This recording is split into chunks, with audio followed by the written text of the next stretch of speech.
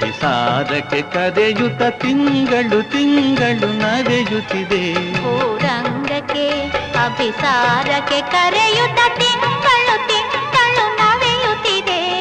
ತುಂಬುತ್ತ ತುಳುಕುತ್ತ ತೀರುತ್ತ ತನ್ನೊಳು ತಾನೇ ಸವಿಯನು ಸವಿಯುತ್ತಿದೆ. ತಾನೇ ಸವಿಯನು ಸವಿಯುತ್ತಿದೆ.